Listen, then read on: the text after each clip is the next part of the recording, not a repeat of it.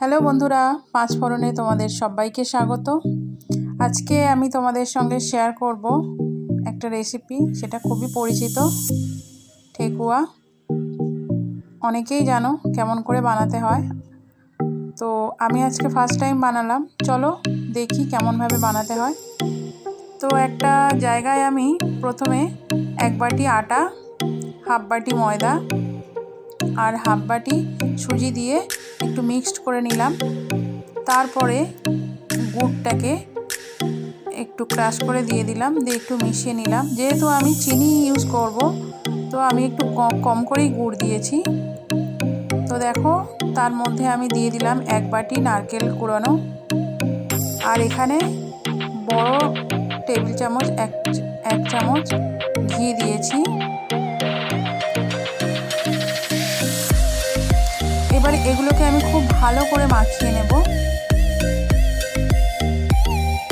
ভালো করে ঘিটা মাখানো হয়ে যেতে আমি চিনিটাও ওর সঙ্গে অ্যাড করে দিয়েছি। এবারে হাতে সামান্য অল্প করে একটু জল নিয়ে ওটাকে ভালো করে মাখবো। একটু শক্ত করেই ডোটা মাখতে হয়, খুব শক্ত না। তো দেখো, এখানে মাখা হয়ে গেছে। এবার আমি হাতের মধ্যে সুন্দর করে একটা শেপ দিয়ে দিচ্ছি।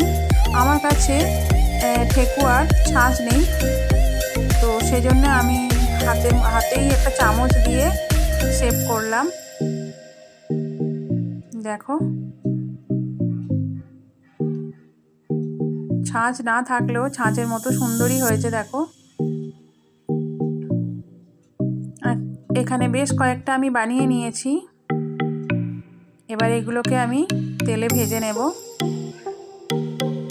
তো কড়াই প্রথমে তেল দিলাম। তেলটাকে আমি খুব ভালো করে আগে গরম করে নিয়েছি। নিয়ে আমি গ্যাসের ফ্লেমটা কমিয়ে দিয়ে তারপর ঠেকুয়াগুলো এর মধ্যে ছাড়ছি। আর খুব কম ফ্লেমেই এগুলো ভাজতে হবে, নাহলে খুব তাড়াতাড়ি লাল হয়ে যাবে, ভেতর থেকে কাঁচা থেকে যাবে। তো আমি কড়াই একটা একটা করে দিয়ে দিচ্ছি।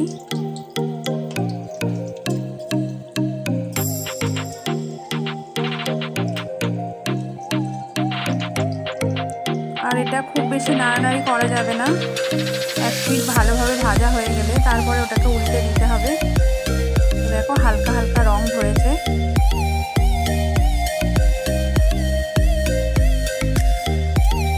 আবার এটা লো ফ্লেমে বসানো থাকবে। আর এক পিঠ দেখো কি সুন্দর ভাজা হয়েছে, হালকা একটা রং হয়েছে, আর খুব খাস্তাও হয়েছিল।